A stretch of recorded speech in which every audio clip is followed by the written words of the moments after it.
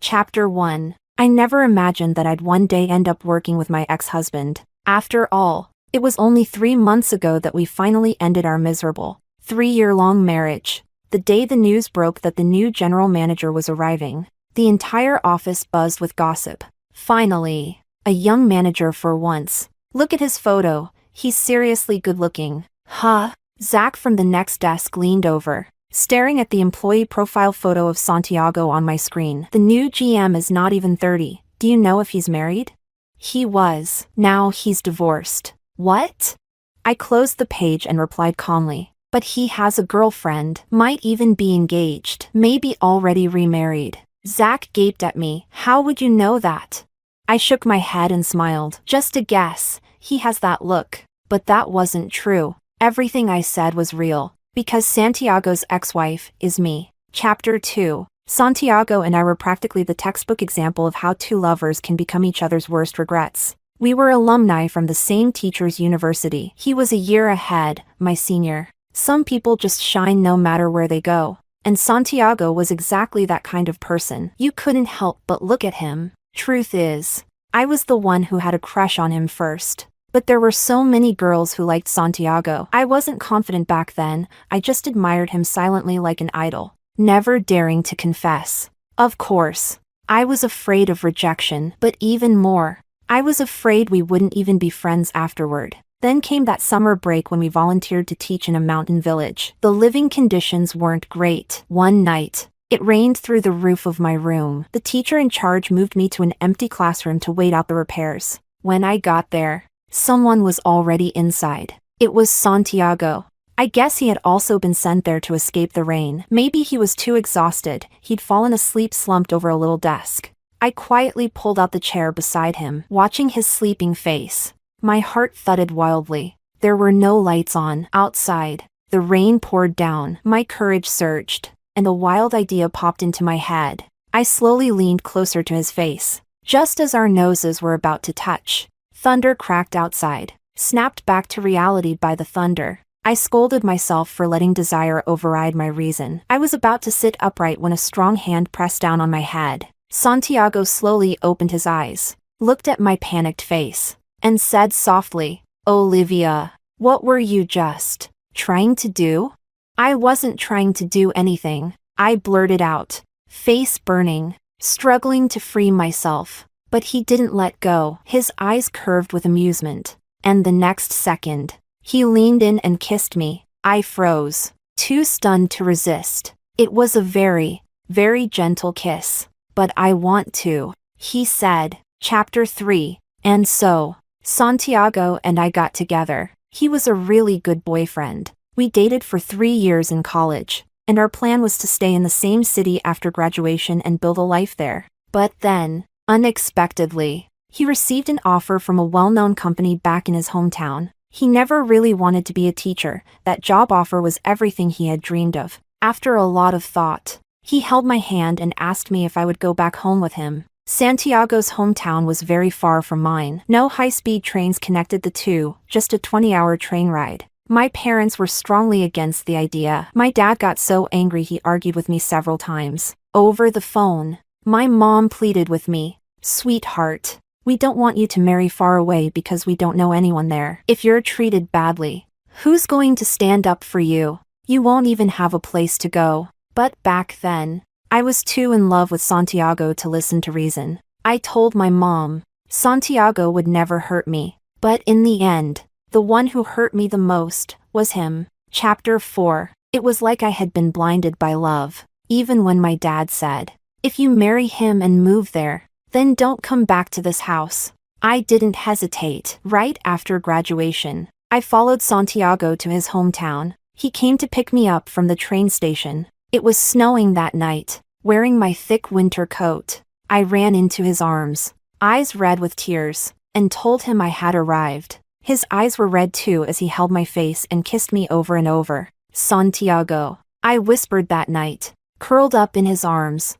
"My parents are furious. My dad said if I leave, he'll cut ties with me. You're all I have left." He hugged me tightly. Then he said, "Olivia, let's get married. I'll take care of you for the rest of my life." Chapter 5. And so, Santiago and I got married. After the wedding, I started working as an English teacher at a primary school, while Santiago took his corporate job. At first, everything was sweet and full of joy. Like any newlywed couple, we cooked together, watched movies, and shared the chores. My dad was still mad at me and didn't even attend the wedding. I was heartbroken about it. But back then, I was so caught up in the bliss of marriage that I ignored a lot of things. I kept thinking, once we got a long holiday, we could visit my parents, and Santiago would talk to my dad and make things right. Surely then, Dad would forgive us. But Santiago got busier and busier. He wasn't just working overtime on weekdays, weekends and holidays too.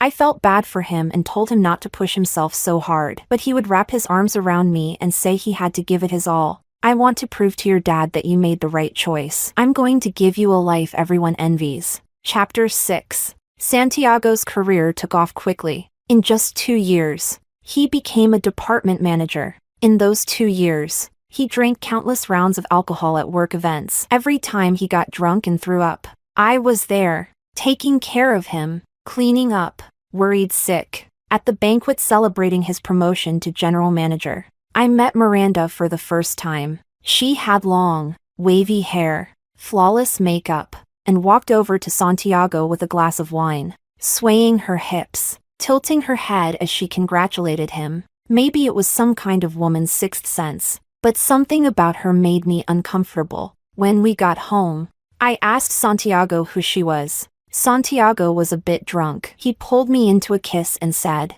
"Miranda? She works in my department." I wanted to ask more, but he had already fallen asleep. Chapter 7. But Miranda wasn't just a regular coworker. She quickly started invading my and Santiago's life. Late-night texts, unexpected phone calls, perfume lingering on his shirts. All of that soon became fuel for arguments between me and Santiago. I couldn't stand Miranda's blatant provocations anymore, and Santiago's overtime hours only got longer. Until one night, I waited until 11 p.m., and he still wasn't home. I took a taxi to his company, and right at the entrance, I saw her. Miranda was clinging to his arm, adjusting his collar. "Go home already," she said playfully, her tone flirtatious and sugary. "Otherwise, the psycho call storm will start again." Santiago gave her a helpless smile. "I'll head back after she falls asleep."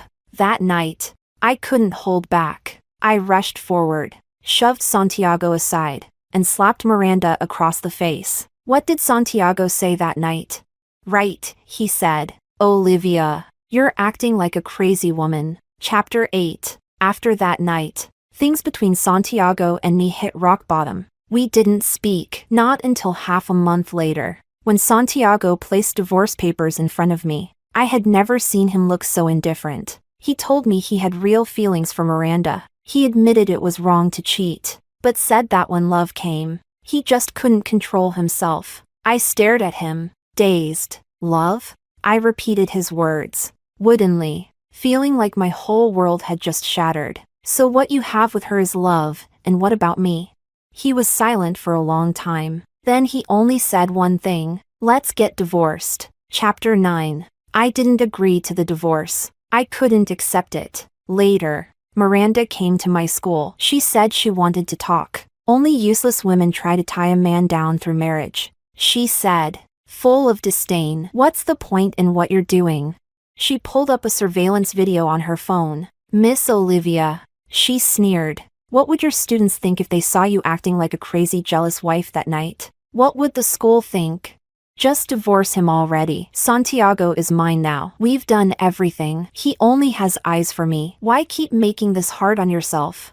What's your reason for not signing the papers? Because he's rich and successful?" She gave me a mocking smile. "But you need to know your place. You're just an ordinary primary school teacher. A man like Santiago deserves someone like me. Your school has plenty of male teachers. Why not find some divorced guy and live a quiet life? Wouldn't that suit you better?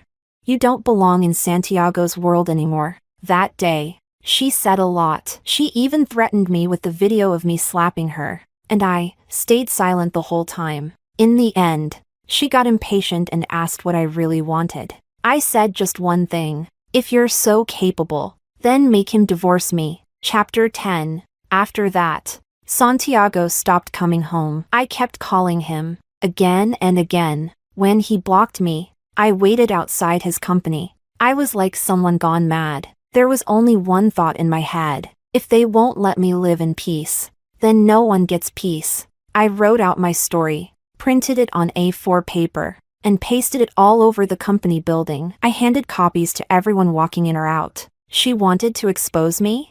Then I'd expose her first. She thought I was terrified of losing, but the truth was I had nothing left to lose. The moment I broke with my family for Santiago, he became my whole world. But now, he didn't want me anymore. Chapter 11. Miranda underestimated how far I would go to hold on to this marriage. She called me a crazy woman. News of her and Santiago spread quickly through the company. To protect its reputation, the company fired her. The scandal also reached Santiago's parents. They were very traditional people, and when they found out, they were furious. They called both of us home, right in front of me. Santiago's father slapped him, while his mother threatened to hang herself if he dared to get a divorce. In the end, Santiago gave in. He broke things off with Miranda and returned to our family. That three-way war, we finally won it. That night, Santiago and I talked the whole night. We reminisced about the past. I flipped through our old photos with him,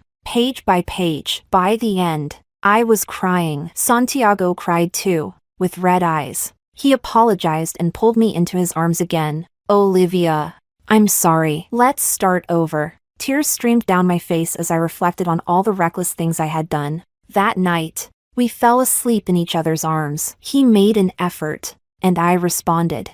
After that, we had about 2 months of peace. He stopped working late so often. We cooked together, watched movies, shared little daily stories, and even visited his parents regularly. We planned to visit my parents next month when he got time off. It really felt like everything was going back to how it used to be. Until that night, when he went to shower and left his phone on the table, screen flashing nonstop. I couldn't resist. I picked it up. The caller ID read M. As soon as I answered, the other person hung up. Curious, I checked and saw a stream of incoming messages. Santiago, will you come tomorrow? I miss you so much. I cried for hours holding the pillow you used. I really miss you. I don't want to sleep alone. Why can't we be together if we love each other?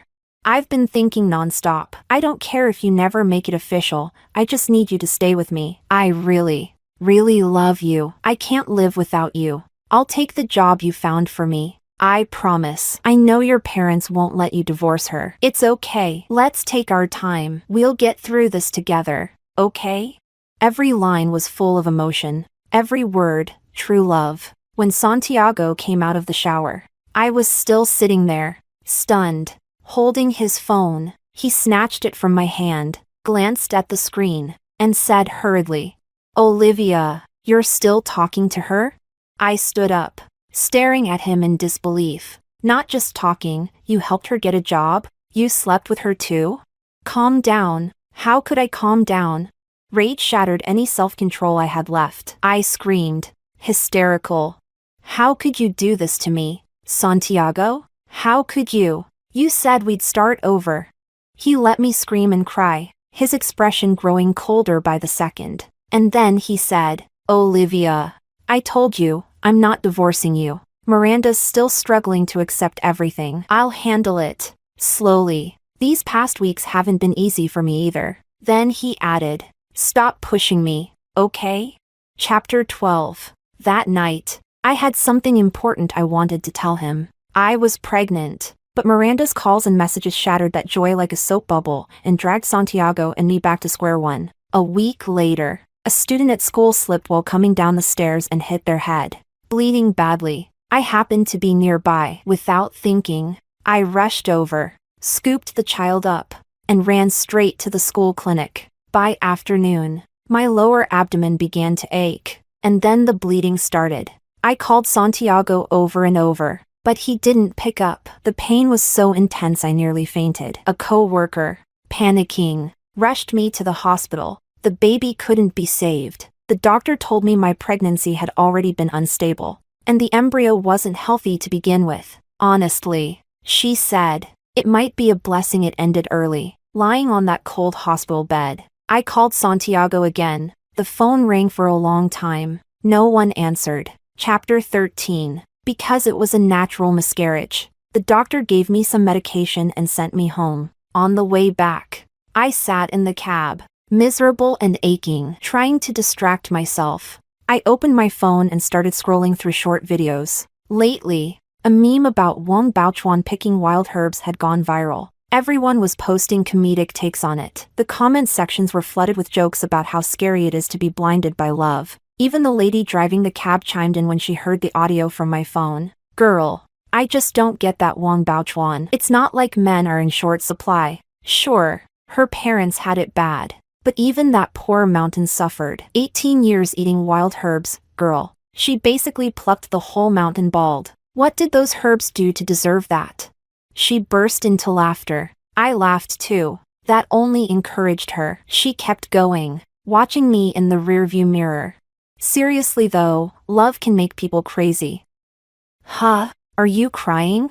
I hastily wiped my face. Tears pouring uncontrollably. I forced a smile. No, your jokes are just too funny. I laughed too hard. My tears are from laughing. Ha ha. There's tissue in the seat pocket. Grab one. Sweetie. I took one, turned my head, and happened to catch my reflection in the car window. Messy ponytail, a worn-out face, bitter eyes, red, swollen lids, a face covered in tears. Was this really me? Was this the same Olivia who once shone on stage, winning first place in a provincial dance competition? Was this still the girl who always faced the sun with boundless energy? Was this still the Olivia they once called a rising star, after she won first place in the National Teacher Skills Contest?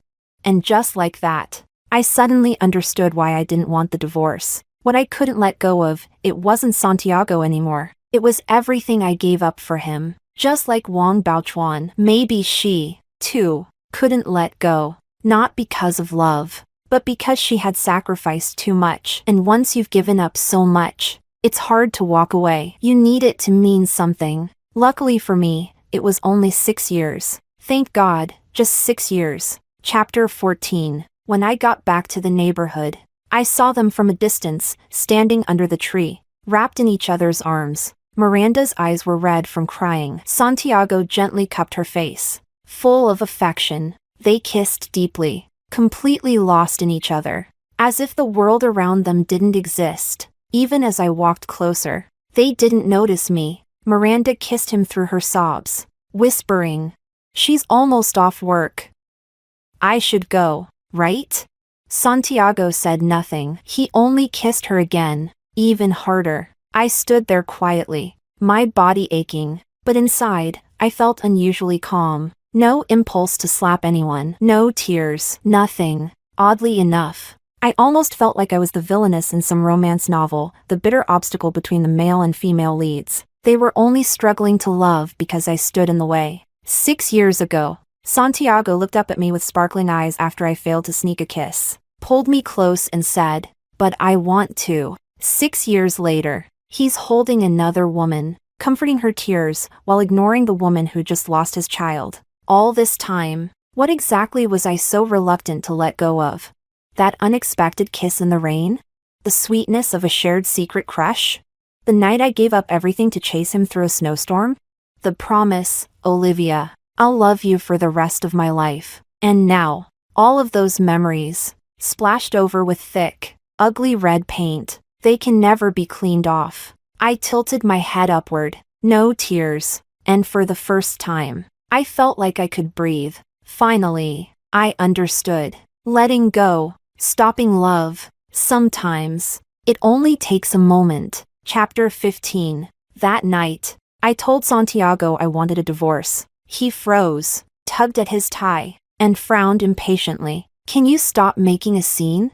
You were the one who refused to divorce before, and now you're doing this?" He probably thought I was just looking for a fight again. I looked up at him and calmly asked, "You don't want a divorce?"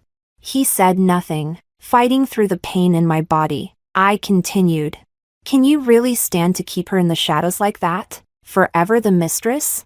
That line clearly struck a nerve. Fine, fine.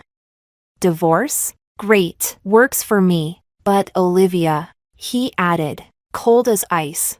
Don't regret it later. How could I regret this?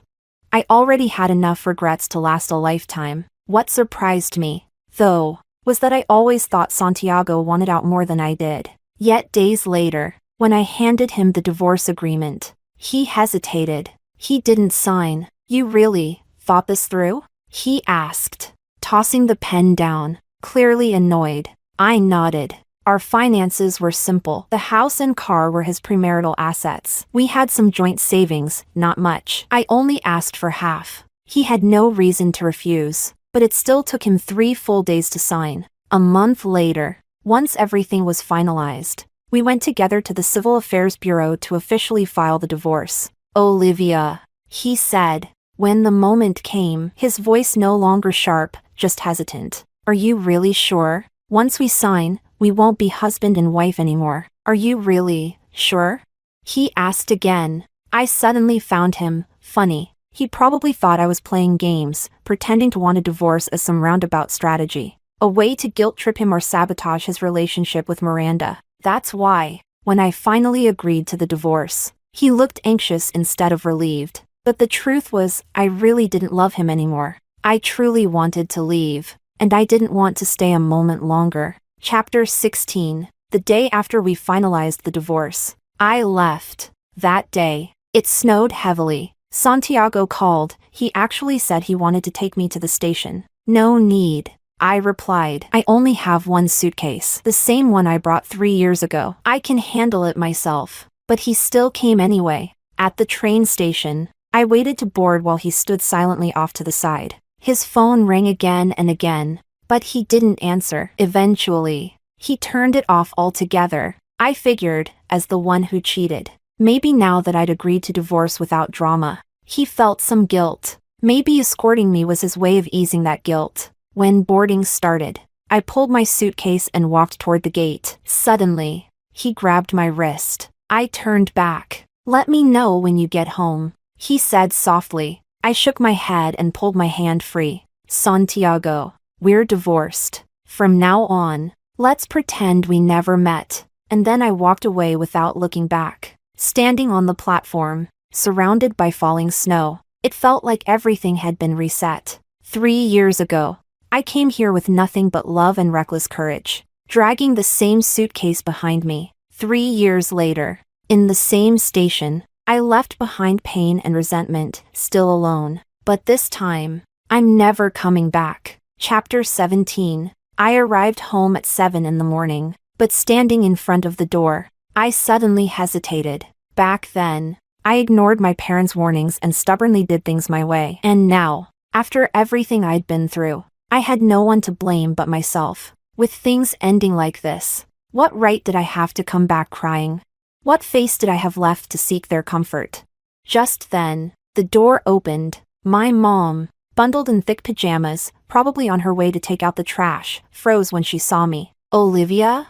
Mom, my voice trembled. Oh my goodness! Why didn't you tell us you were coming home? She cried as she quickly pulled me inside. Honey, come out here, Olivia's home, she shouted into the house. Why are you dressed so light? Your hands are freezing. How long have you been standing out there? Why didn't you knock? She scolded while taking the suitcase from me. Where's Santiago? Didn't he come with you? Right then, my dad came out of the bedroom. I couldn't hold it in anymore. Tears poured down my face. Dad.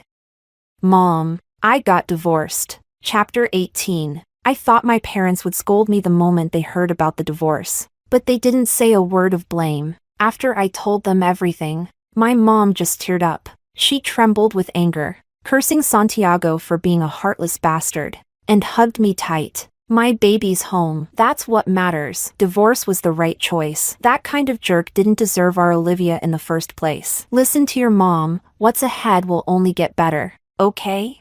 I buried my face in her arms and cried like a child. All the pain, all the loneliness I'd bottled up over the past 3 years, finally, it came pouring out. My dad sat silently nearby, not saying a word. Maybe he had already seen this coming when he tried so hard to stop me from leaving back then. That night, I went back to sleep in my childhood bedroom. Nothing had changed. The photos and award certificates were still pinned to the wall. My mom said she and my dad cleaned the room every day. Your dad talks tough, but he's soft inside, she said as she sat beside my bed. He was mad and said he'd cut ties with you. Sure, but he's been polishing your trophies like they're treasures. You take after him, you know? Both of you are stubborn and always follow your heart. That's why he was so afraid you'd get hurt. I nodded, tears welling up again. Get some sleep now, she said, brushing my forehead gently. I closed my eyes. She turned off the light and left the room.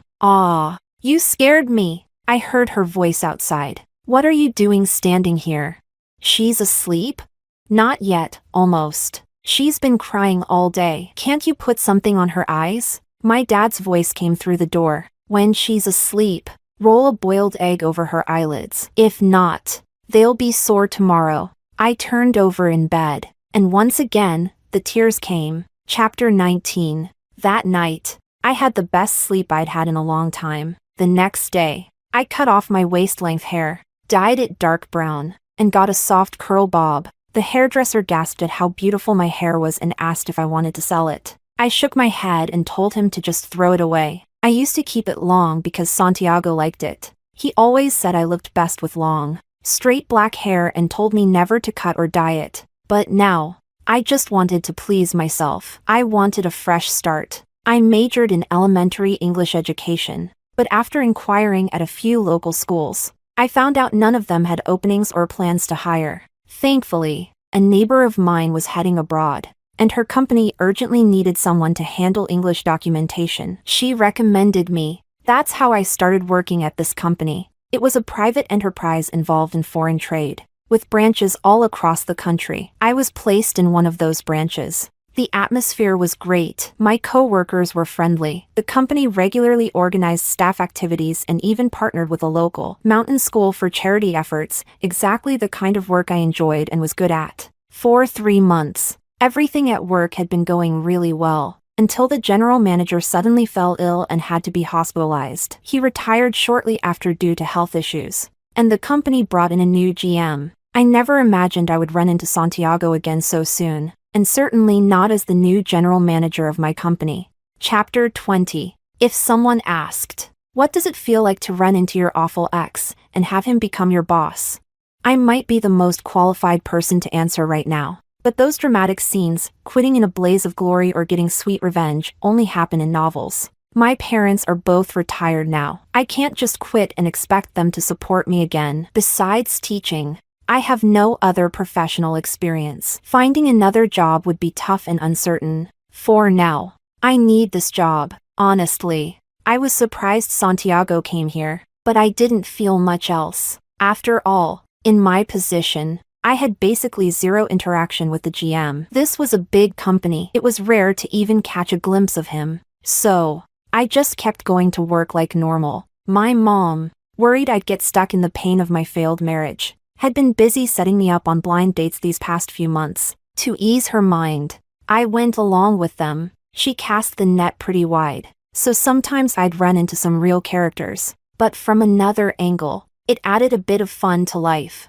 One day during lunch, I was chatting with my coworker Rita in the cafeteria. She asked how the blind dates were going. I sighed and laughed. I met one yesterday when he found out I used to be an English teacher. Guess what he asked me? What? He said he wants to apply for a part-time graduate program and asked if I could tutor him for free. Pfft. Rita couldn't help it and sprayed her drink. Just as a group of people walked past our table, one of them paused mid-step. Seriously, what kind of guy says that? Rita burst out laughing, then sighed. But really, even someone like you got divorced. I honestly don't get what your ex was thinking. What do men want these days? A literal goddess? I smiled and took a sip of soup. To each their own, I guess. I get it, Rita said with a click of her tongue. Once they've had plain rice, they start craving leftovers. She suddenly went silent. I looked at her, confused, until I noticed her standing up nervously. Good afternoon, sir, she said. I followed her gaze. Santiago. Our eyes met. He looked surprised, maybe even a little conflicted.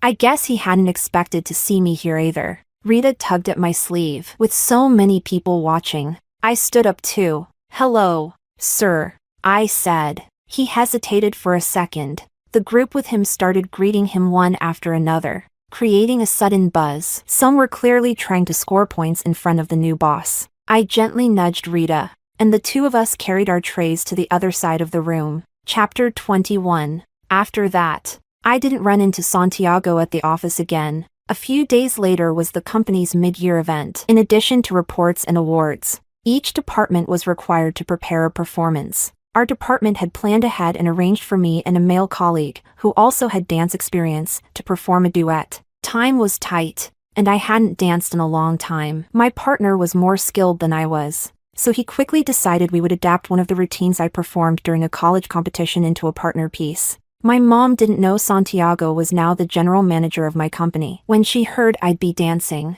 she excitedly dug out my old competition costume. It was a shimmering blue dress. I tried it on, it still fit. "My daughter is so beautiful," my mom said with emotion, "like a fairy come to earth." The day of the performance, standing on stage, I actually felt really happy. After graduating and marrying Santiago, my life had just been about work, chores, and grocery lists.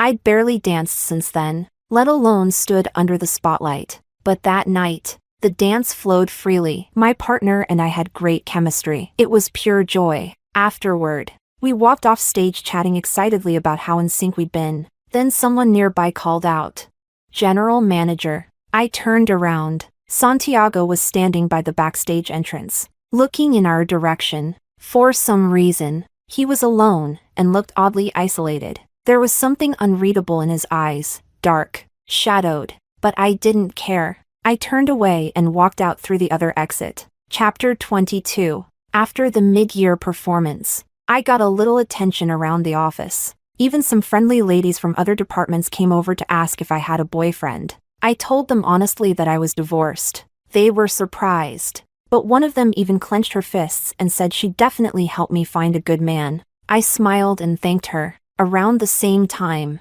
I received good news. A new experimental elementary school was opening in the city's development zone, and they had officially posted their job listings. A week later, our company organized another charity visit to the mountain school. I had joined the last one shortly after I started here, and since my coworkers knew I had teaching experience, they recommended me again. What I didn't expect was that Santiago would also show up. The children at the school still remembered me. "Miss Olivia," they called out one after another. I was thrilled. I handed out snacks, taught them some English, and led a game of catch the chickens, where I played the mother hen and one of the male coworkers was the eagle. We ran so much I was dripping with sweat. Just when I was about to collapse and grab some water, Santiago, who had been speaking with the principal, walked over. "Tired?" he asked the male coworker. "I'll take over for a bit." The guy was stunned and nodded stiffly. Santiago and I locked eyes. I turned my head away and said to a little girl behind me, "Want to be the mother hen?" Her eyes sparkled. "Yes.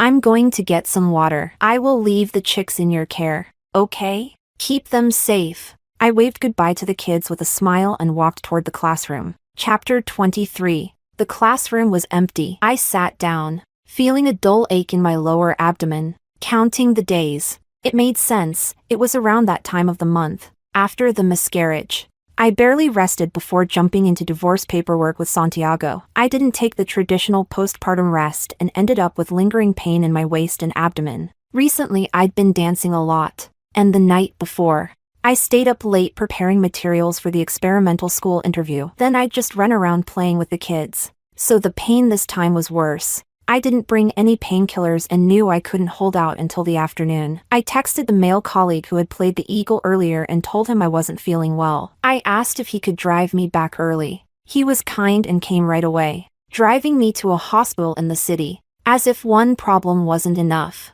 the doctor also diagnosed me with acute enteritis. I needed treatment, with no choice. I called my mom and asked her to bring my medical records from the past few months to the hospital. My parents arrived quickly and busied themselves paying bills and getting prescriptions. I lay on the hospital bed, eyes closed, receiving fluids through the The infusion room was noisy. I didn't know how long had passed before I opened my eyes and saw someone standing at my bedside. It was Santiago. I started. Zach told me you were here. I was worried. So I came. Zach was the colleague who drove me here. That wasn't necessary, I said calmly. General manager. Santiago was holding a medical sheet. He looked pale, like he was the patient. Earlier, when you were sleeping, your file fell on the floor and scattered. I picked it up. He stepped closer, eyes red, clutching the paper tightly, his voice shaking. We had a child? The form was from last month. When I came to get medicine, it included a history of previous pregnancy loss. October 26th. He said hoarsely. That was the day you asked for a divorce. Was it because we lost the baby? His hands trembled. I reached out and took the paper from him. If it had been the old me, maybe I would have cried, drowning in grief and accusations, telling him everything about losing the child. But now, I had nothing left to say. No, I said, my heart as still as a quiet lake. It was because I stopped loving you, Santiago. I looked him in the eyes and repeated. It's because I don't love you anymore. Chapter 24. Just then, my parents walked in. When they saw Santiago, both of them froze. Santiago froze too. He opened his mouth and, unbelievably, said, Dad. Mom. My mom paused for a split second, then her emotions exploded. You bastard. What right do you have to call us dad and mom? Her tears fell instantly. We handed our daughter over to you. Whole and well, look what you did to her. Huh? And you've got the nerve to show your face here? She rushed at him, ready to hit. Get out! Get out right now.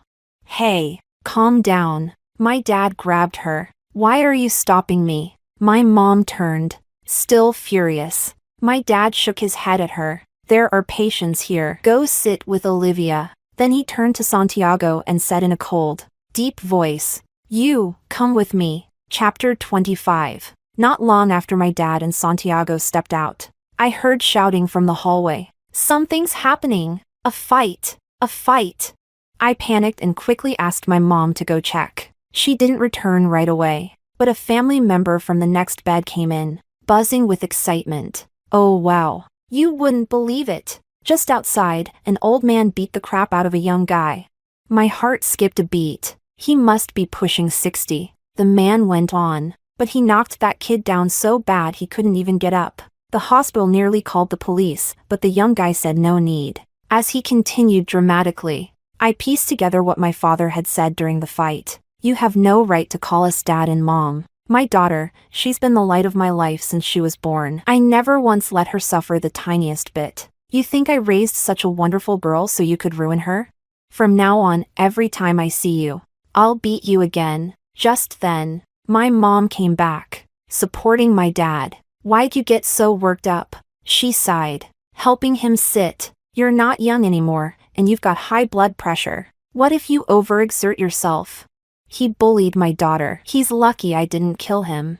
My dad huffed. He walked over and sat beside my bed. Dad, I choked out, eyes red. He nodded and held my hand. After a long silence, he finally said, Sweetheart, you need to know, no matter what, your mom and I will always have your back. If you don't want that job, quit. We've got pensions, savings. Even if you never get married or work again, we'll take care of you. As long as we're here, you don't have to be afraid of anyone. I don't care who it is, even if it's the king of the world, I'll shield you from it. And that's when I finally broke down. I threw myself into my dad's arms and sobbed uncontrollably. He rarely spoke much, and he was always stubborn. We used to fight all the time when I was a rebellious teen. But in this whole world, he's the man who loves me most. Chapter 26. After I was discharged from the hospital, I rested at home for 2 weeks. Santiago came by twice.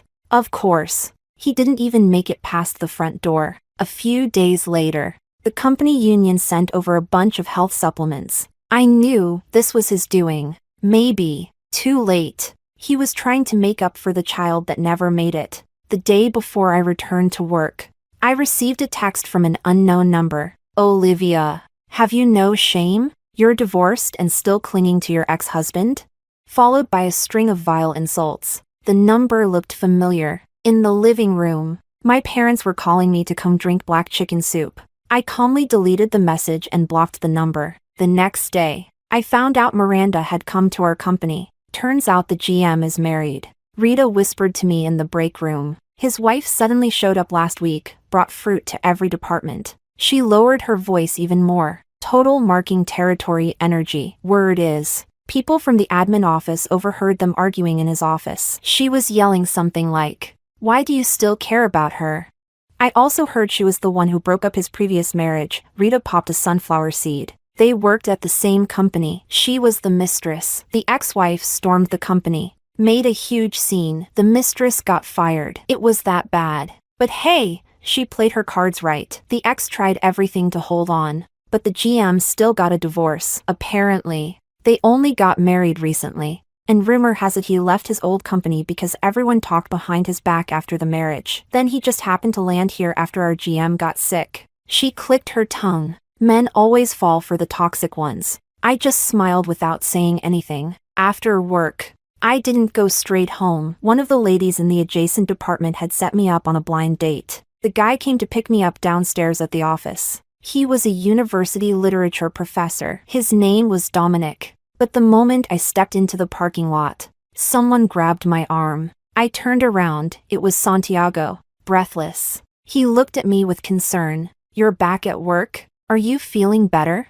I froze for a second, about to respond, when suddenly, a shrill female voice interrupted us. Then, my hand, still being held by Santiago, was yanked away hard. "Well, if it isn't Olivia." Miranda smiled sweetly as she clung to Santiago's arm. "Long time no see." Santiago's face stiffened. He clearly wasn't happy. "I heard you were sick." Her voice dripped with sarcasm. "What now? Your old tricks didn't work, so now you're playing the weak and pitiful ex-wife?"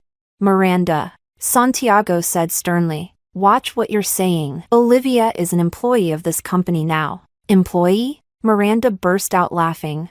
"How convenient. I was also your employee once, wasn't I? Out of all your staff, only she gets to be fragile and dramatic. Have you forgotten all the dirty tricks she used to keep us apart? She's just trying to win your attention back." "Miranda," I cut her off coldly. "You better watch your mouth. Santiago and I are already divorced. Your lives have nothing to do with me, and I have no interest in seeing either of you. So do me a favor and stay out of my way." I stepped closer. "But if you insist on stirring things up, I won't hesitate to let everyone here know what the two of you did. You know I'm capable of that, don't you?" Miranda froze, stunned, like she couldn't believe what she was hearing. Her voice rose sharply. "Are you kidding me? I am Santiago's legal wife now. What right do you?" "Oh," I sneered. "When I was his legal wife, that didn't stop you from clinging to him, did it?" I stepped in again. "Weren't you the one who said, 'Only useless women try to keep a man with marriage'?" Miranda's face turned ghostly pale. "Excuse me," a gentle male voice spoke behind us. "Are you looking for Olivia?" I turned. "Dominic." Santiago's face changed instantly. "You must be Mr. Dominic?" I asked. He nodded. "Yes. Is everything okay? Do you need help?"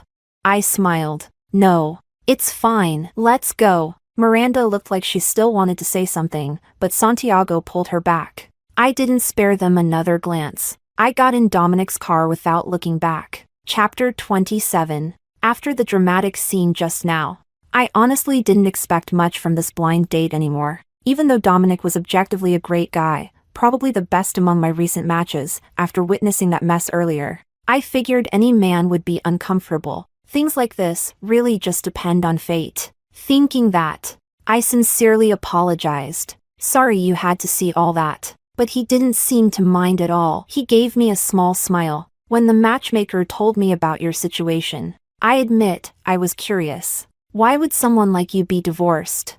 I even made a few silly guesses. But after seeing what just happened, it all makes sense now. A marriage like that, why wouldn't you leave?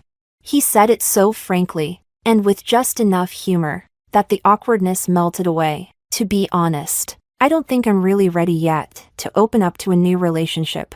I admitted. Totally normal, he said. But still, you have to believe in life. There are good men out there. Like who? Du Fu. What? He chuckled. Also, Du Fei. I couldn't help but laugh. What kind of answer was that? The mood lightened. I teased him back. So what? All men with the surname Du are good guys now? He stopped the car and turned to me, eyes sparkling. Well, my last name's Du too. Chapter 28. As it turns out, having dinner with a literature professor is actually pretty fun. He could quote poems or stories at any moment, turning the most boring topics into something amusing. Over the next month, I kept hearing gossip in the company, mostly about Santiago and Miranda. What I heard most often: Miranda showing up every single day to pick Santiago up from work. She watches him like a hawk. Honestly, can't blame her. She clawed her way up from office mistress to legal wife. Now she has to defend her title. One time the GM just left the office with his secretary, and Miranda nearly murdered her with a look. That girl has a boyfriend, doesn't she? Total misunderstanding. Didn't matter, they still ended up in another fight. I listened quietly, and then I found it kind of funny. Back when I was desperately holding on to Santiago, when I still loved him and refused to divorce, those two stood united, so in love, so determined. They treated me like the only thing standing in the way of their true love. They fought through everything, defying ethics and morals just to be together. But now that I've finally let go, drained of love and stubbornness, they're right back where I once stood. Miranda, who used to radiate confidence and love, now looked desperate, even pathetic. I wonder, is this the life they wanted so badly? Chapter 29. For a few months, Santiago had been sending me health supplements, claiming they were from the company union. Eventually, this got back to Miranda. One evening, I was working late and happened to run into Santiago at the company entrance as I was leaving. He hesitated for a moment, but still walked over. Have you been doing okay lately? I was silent for a second, then said, you can tell the union to stop sending those supplements. It wasn't the union, he said. It was me. I just said that because I thought you wouldn't accept them otherwise. I sighed. Santiago, what's the point of this? I wanted to make up for it. If you really feel any guilt for me, or for that child, then please, just stop disturbing my life. He stood frozen in place. People are strange, aren't they? He was the one who fell in love with someone else. He was the one who pushed for divorce. And now, he can't stop trying to make amends with the ex-wife he cast aside. Suddenly, I heard the sharp click of high heels. I didn't need to look to know who it was. Olivia, Miranda sneered, storming over. Don't you have any shame? So you lost your baby, so what? That was ages ago. If you'd agreed to divorce earlier, you wouldn't have gotten pregnant in the first place. Now you're divorced, and still using the baby as an excuse to pull Santiago back in, trying to guilt him. Huh? Playing hard to get? You think we can't see through you? You're disgusting. She raised her hand, ready to slap me. I instinctively raised my arm to block, but someone else beat me to it. Stop. Dominic caught her wrist, voice ice cold. Smack. I slapped Miranda across the face. She froze. So did Dominic. You hit me? She stared at me, clutching her cheek. You hit me? How dare you? No reason, I said calmly. Just felt like it. Not like it's the first time. All grace gone. Miranda lunged at me like a madwoman. Santiago immediately grabbed her and held her back. Why are you stopping me? She screamed, twisting. She hit me. Santiago, she's bullying me.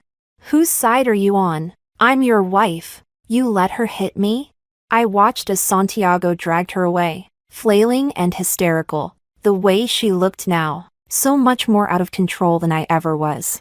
I turned back to Dominic, wondering if I'd scared him with that slap. Sorry, I said. Seems like every time we meet, it's something embarrassing. But he just shook his head and quietly gave me a thumbs up. I think, he said, eyes shining, that was badass. Chapter 30. Word of what happened that night eventually spread. Colleagues began whispering behind my back. Even Rita came over to ask if I'd known the general manager before. I thought about it, but chose not to say anything. After all, it was all in the past. The days that followed were mostly quiet. When I received the official offer from the experimental elementary school, I submitted my resignation letter. Santiago called my office line almost immediately. For the first time, I went to his office. He was holding my resignation, head lowered as he said softly, "If this is because of Miranda, don't worry. She won't bother you again. You don't have to resign." I shook my head. "It's not about her. If it's because of me."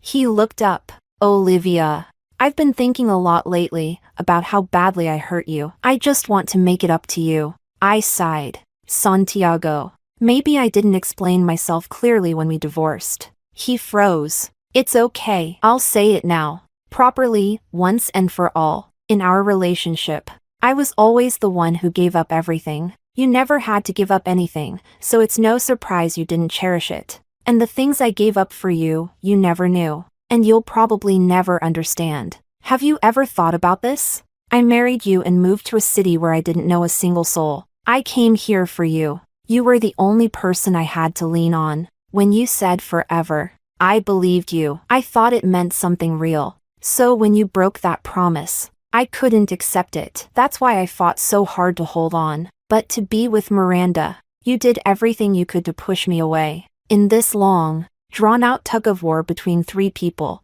I've long since burned out all the love and obsession I had for you. I still can't bring myself to bless you too. I don't need your guilt or your apology. I just hope we never see each other again. And I truly hope you both stop interfering with my life." When I finished, Santiago lowered his eyes and sat in silence for a long time. Finally, he looked up. His eyes were rimmed red, and he said quietly, "I understand." Chapter 31. After leaving the company, I started working at the experimental elementary school. I was back on the podium, doing the job I loved, and every day felt full and meaningful. Dominic and I continued seeing each other as friends. As we talked, we were surprised to discover that his father and mine had actually been colleagues for a while before retiring. Rita kept in touch from time to time. According to her, Santiago worked at the company for another 6 months after I left, then got transferred back to headquarters. The last time I saw Santiago and Miranda was in Hainan. During winter break, I planned to take my parents on vacation to Hainan. Coincidentally, Dominic and his parents went there every year, so we decided to go together, perfect for putting together a full mahjong table. But fate has its quirks. On the beach, while I was wearing a big straw hat and buying seashell accessories, I ran into Santiago and Miranda again. They seemed to be on vacation too, but neither of them looked very happy. "So why did you add her on WeChat?" Miranda snapped. Santiago sounded tired. "Miranda, don't be unreasonable, okay? I was trying to pay her. How else was I supposed to do it? You didn't even want to come on this trip, did you?" She was nearly in tears. "You're trying to ditch me, aren't you? Just like you ditched Olivia?" There was a long pause before Santiago spoke again. "Olivia wasn't like you. Not like me? What's that supposed to mean?" Miranda's voice turned shrill and hysterical. "Let me tell you something, Santiago. If you think you're gonna find some other woman and leave me, dream on." I didn't listen anymore. Dominic had come over to call me. "The 4 parents are hooked on coconut juice." He grinned. "They're calling for you. Not far away. Under the blue sky and white clouds." My mom, wearing big black sunglasses, was waving at me excitedly. "Olivia, your dad got you a big coconut. Come drink it." I smiled and waved back just as energetically. "Coming."